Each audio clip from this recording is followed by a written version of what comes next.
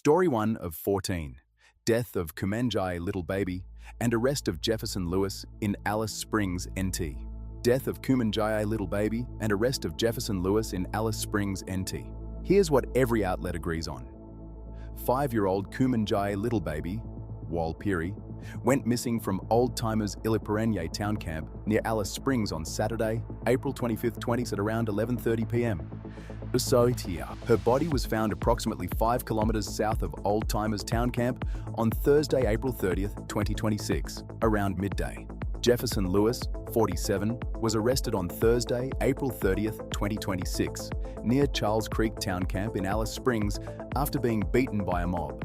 Lewis was charged with the murder of Kumanjayi little baby and 2 other offences, including sexual assault, on Sunday, May 4, 2026. Lewis was transferred to Darwin for safety reasons after the riot outside Alice Springs Hospital on April 30, 2026. But not all outlets told the same story. The Guardian and ABC report that Kumanjayi little baby's body was found on April 30, 2026. But The Age and SMH mentioned the body was found just before midday, without specifying the exact date in their headlines. The Guardian states that Lewis was charged with 2 counts of sexual assault, while ABC and News Kamau mention 2 other charges that cannot be disclosed for legal reasons. ABC and Guardian report that Lewis was arrested on April 30, 2026. But The Age and SMH mention that he was arrested late on Thursday night, without specifying the exact date in their headlines. This story was covered by ABC News, The Guardian, news.com.au, SBS News, Sydney Morning Herald and The Age. Story 2 of 14. Queensland Minister's Undeclared Affair and Conflict of Interest Scandal. Queensland Minister's Undeclared Affair and Conflict of Interest Scandal. Here's what every outlet agrees on.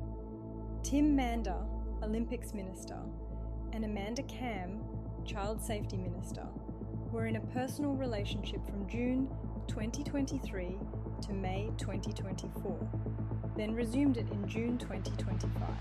The pair declared their resumed relationship to Cabinet in July 2025, after seeking advice from the Integrity Commissioner and Clerk of Parliament. Tim Mander's sister-in-law, Lynn Waters, wrote to Premier David Crisafulli in June 2025, alleging the relationship had been ongoing for at least 2 years. The Ministerial Code of Conduct requires ministers to declare personal relationships within 1 month of being sworn in, or if circumstances change, to create a potential conflict of interest. Premier David Crisafulli ruled out a cabinet reshuffle and stated he trusts the ministers to have complied with the law, but not all outlets told the same story. The ministers claimed they were not in a relationship when sworn in as ministers in November 2024. But Mander's sister-in-law alleged in her letter that the relationship had been ongoing for at least 2 years prior. Premier Crisafulli initially said he learned of the relationship when the ministers declared it, but later admitted he was aware of it while they were in opposition. The ministers say they sought Integrity Commissioner advice upon being sworn in and found no conflict of interest. But the opposition claims they should have disclosed the prior relationship regardless. This story was covered by ABC News, The Guardian and news.com.au. Story 3 of 14. Labor MP Catherine West threatens to challenge UK PM Keir Starmer after election losses. Labor MP Catherine West threatens to challenge UK PM Keir Starmer after election losses. Here's what every outlet agrees on. Catherine West, Labor MP for Hornsey and Fryan Barnett, announced she would challenge Keir Starmer for Labor leadership by May 10, 2026, if no cabinet minister stepped forward. West needs 81 Labor MPs to trigger a leadership contest. Labor suffered major losses in the May 2026 English, Scottish and Welsh local elections, losing over 1,400 council seats to Reform and Greens. West was born in 1966 in Mansfield, Victoria, Australia, and moved to the UK in 1998. West served as a shadow Foreign Office Minister under Jeremy Corbyn and was sacked in a reshuffle in 2025. But not all outlets told the same story. The Guardian states West was sacked in a reshuffle last year, 2025, while ABC does not specify the year but implies it was recent. The Guardian suggests West has no evidence of 81 MP backers, while News Kamau claims she has at least 10. The Guardian reports West dismissed being a stalking horse, but ABC frames her challenge as a palace coup plot by colleagues. This story was covered by ABC News, The Guardian and news.com.au. Story 4 of 14. Discovery of Julian Ingram's body ends Lake Cargelligo triple murder manhunt. Discovery of Julian Ingram's body ends Lake Cargelligo triple murder manhunt. Here's what every outlet agrees on. Julian Ingram, 37, was found dead beside his abandoned ute in Round Hill Nature Reserve, about 100 kilometres northwest of Lake Cargelligo, on May 13, 2026, around 3:30 p.m. Ingram allegedly shot and killed his pregnant ex-partner Sophie Quinn, 25, her friend John Harris, 32, and her aunt Nerida Quinn, 50, in Lake Cargelligo on January 22, 2026. A 19-year-old man, Caleb McQueen, survived the shooting after being seriously injured. Ingram was on bail for domestic violence offences against Sophie Quinn at the time of the murders. Police found a firearm, large caliber gun, next to Ingram's body and a shotgun in the ute's front passenger seat. But not all outlets told the same story. The Guardian and ABC report Ingram's body was found 50 kilometres northwest of Lake Cargelligo, while Newscom.au and SMH state it was found 100 kilometres northwest of Lake Cargelligo. The Guardian suggests Ingram may have died some time ago, while ABC and Newscom.au state he likely died very shortly after the murders. The Guardian implies police may not have searched the exact area where the body was found, while ABC states it was between the two main search areas. This story was covered by ABC News, The Guardian, news.com.au, SBS News and Sydney Morning Herald. Story 5 of 14. Michael Voss resigns as Carlton AFL coach after poor season start. Michael Voss resigns as Carlton AFL coach after poor season start. Here's what every outlet agrees on. Michael Voss resigned as Carlton senior coach on May 12, 2026, after 7 straight losses and a 1-8 start to the season. Voss coached Carlton in 99 games, 47 wins, 51 losses, 1 draw from 2022 to 2026. Carlton's only win this season was a 4-point victory over Richmond in round 1. Josh Fraser will serve as interim coach for Carlton's next game against the Western Bulldogs on May 17, 2026, at Marvel Stadium or Docklands Stadium per ABC. Voss previously coached Brisbane from 2009 to 2013 and led them to 3 premierships as captain, 2001 to 2003. But not all outlets told the same story. The ABC and Guardian state Carlton's next game is at Docklands Stadium, while The Age states it is at Marvel Stadium. The Age and Guardian mentioned Carlton's 2023 preliminary final as the peak of Voss's tenure, but ABC focuses more on the 2024 finals appearance despite elimination. The AJ states, Voss's contract was only guaranteed into 2026 and 2024, while ABC does not specify the exact timing of the guarantee. This story was covered by ABC News, The Guardian and The Age. Story 6 of 14. Australia's $600 million federal response to Bondi terror attack and antisemitism. Australia's $600 million federal response to Bondi terror attack and antisemitism. Here's what every outlet agrees on. The federal budget allocated $604.2, ABC, $600 million, Guardian, $604, over 5 years for Bondi terror attack response and anti-Semitism measures, with 8.1 per year ongoing. The Bondi terror attack occurred on December 14, 2025, killing 15 people. All sources confirm 15 deaths. The Executive Council of Australian Jewry will receive 124 million for security enhancements, including 22 million from the confiscated assets account under the Proceeds of Crime Act. The Royal Commission on Anti-Semitism and Social Cohesion was allocated 131, ABC 130 mils, Guardian 131 mils. 46.7 mils over 4 years was allocated for support to the wider Jewish community, including 4.4 mils for Shabbat of Bondi and 3.1 mils for the National Jewish Memorial Centre. But not all outlets told the same story. ABC states $218 over 4 years was allocated for immediate response to victims, families and the wider community, while Guardian and News Commio do not specify this exact figure. ABC reports 42.9 mils over 2 years for mental health support, while Guardian reports 43 mils without specifying the time frame. ABC mentions 5 mils in funding for victims of the Bondi attack and their families, while Guardian specifies $500,000 for Lewis's Continental Kitchen separately. This story was covered by ABC News, The Guardian and news.com.au. Story 7 of 14. Australia's 2026 federal budget tax reforms on negative gearing and capital gains tax spark political opposition. Australia's 2026 federal budget tax reforms on negative gearing and capital gains tax spark political opposition. Here's what every outlet agrees on. Opposition leader Angus Taylor and Shadow Treasurer Tim Wilson oppose Labor's proposed changes to negative gearing and capital gains tax discounts, calling them an assault on aspiration and toxic taxes.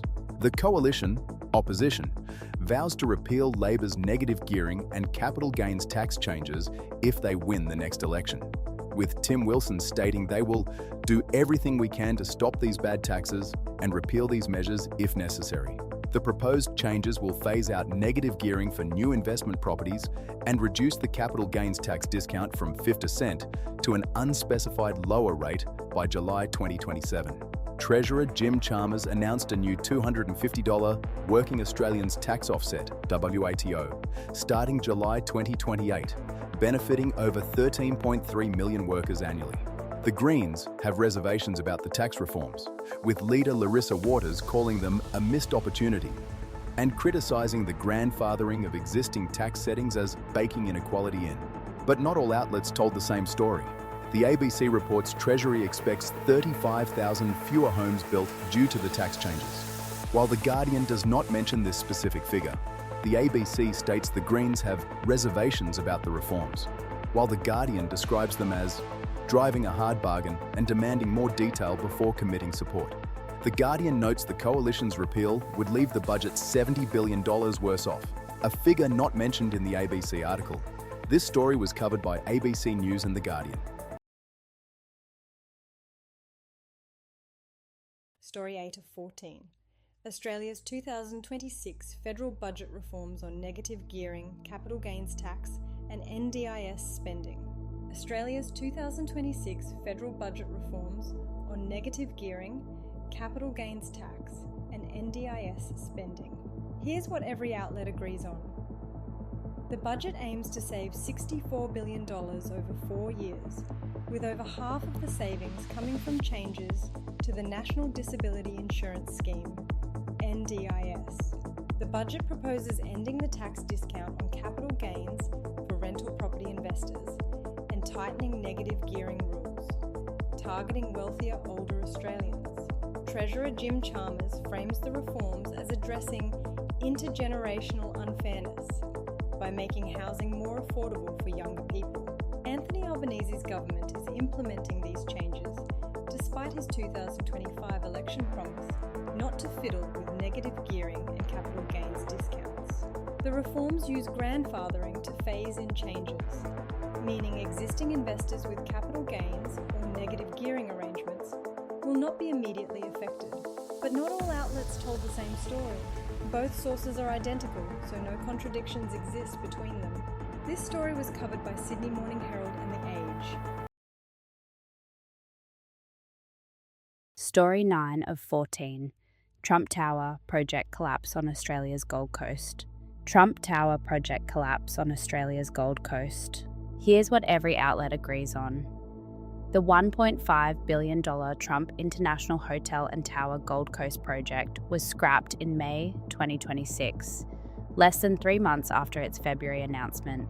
The project would have been a 91-storey tower, making it Australia's tallest building.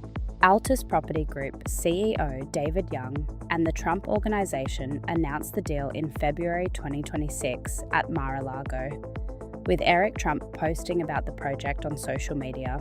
David Young declared bankruptcy twice previously, once annulled, once during the global financial crisis, though Altus claims subcontractors were paid in the second instance.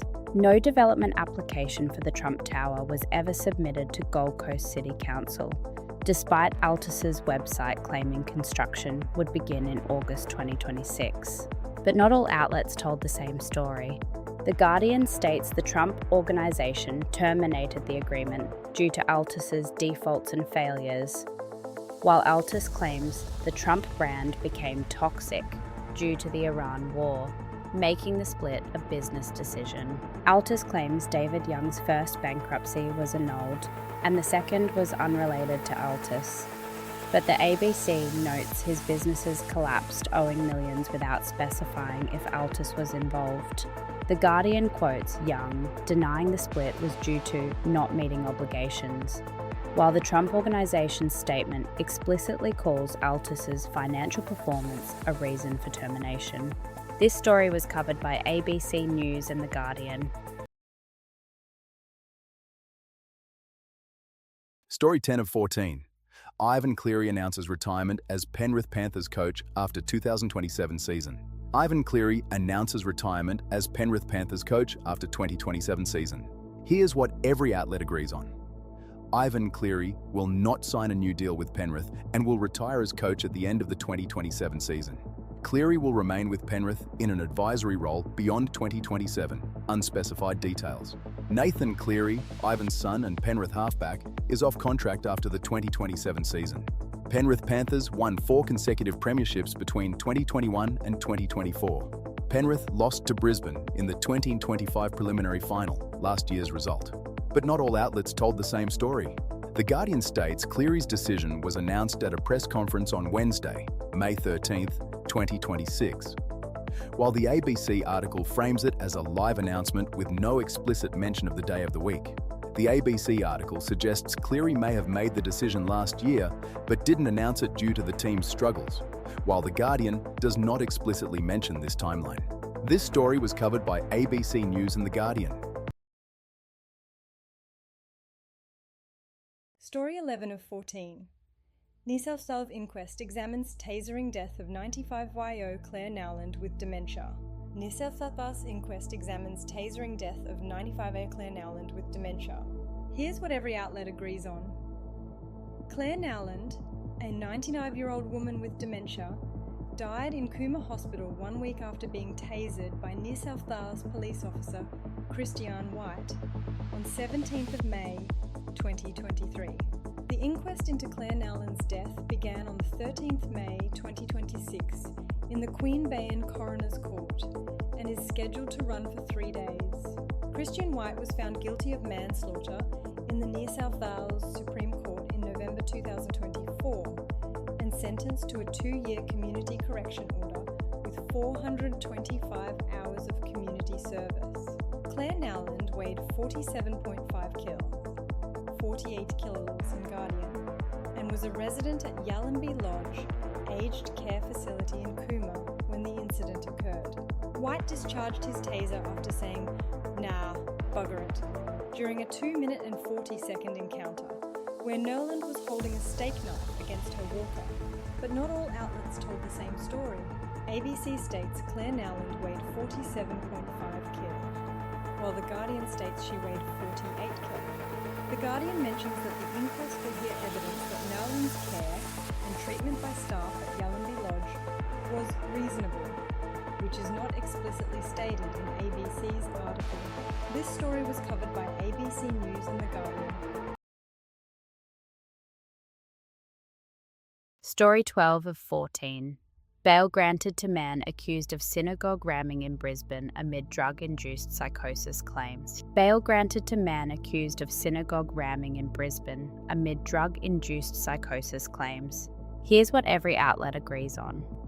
Matthew Alexander Donald DeCampo, 32, was granted bail on May 13, 2026, for allegedly ramming his Toyota Hilux into the gates of Brisbane synagogue on February 20, 2026 in the CBD. DeCampo is charged with willful damage as an aggravated hate crime, dangerous operation of a vehicle, and possessing drugs. A psychiatrist concluded DeCampo experienced drug-induced psychosis linked to methamphetamine and cannabis dependency, with no evidence of ongoing psychotic symptoms during his latest assessment. Bail conditions include residing in a secure drug rehabilitation facility, complying with a curfew, and not possessing weapons. Justice Soraya Ryan adjourned the bail hearing to allow for a psychiatric assessment before granting bail. But not all outlets told the same story. ABC states, DeCampo does contest any religious motivation, while Newscomau implies his mental state was linked to nonsensical religious statements during police questioning. This story was covered by ABC News and news.com.au. Story 13 of 14.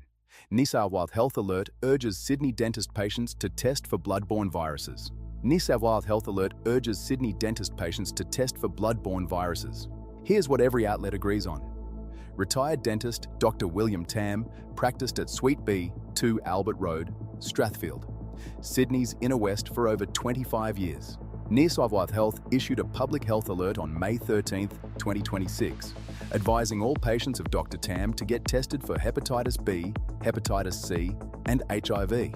A recent audit by the Dental Council of New South Wales found concerns about infection control practices and patient record keeping at Dr. Tam's practice. Thousands of people may have been seen by Dr. Tam, but there are no records to contact them. Dr. Leena Gupta, Clinical Director of Public Health for Sydney Local Health District, stated that former patients may be at low risk but should test as a precaution. But not all outlets told the same story. The Guardian and ABC mentioned the alert was issued on May 13, 2026, but only The Guardian provides the exact time, 04/25/26 55534, while Newscomau does not specify the time.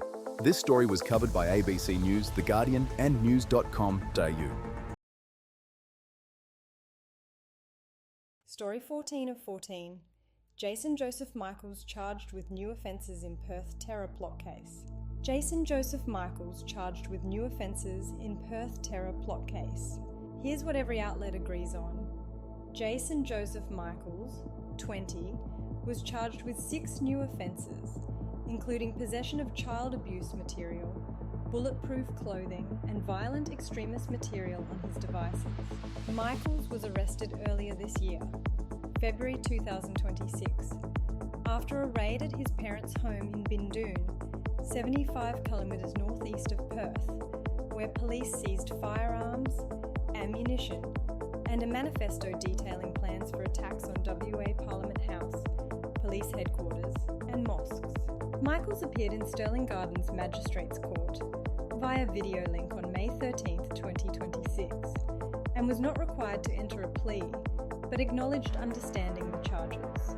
The case is adjourned until July 8, 2026, with prosecution required to disclose materials to defence by June 10, 2026, ABC, or July 8, Newscom.au. Police allege Michaels was radicalised online and motivated by white supremacist ideology and hate sites, but not all outlets told the same story.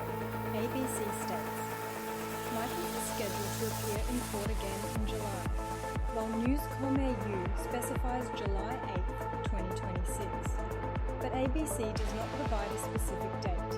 ABC mentions Michaels was charged with 2 counts of trying to seek objectionable material, while Newscom.au only lists objectionable material without specifying counts.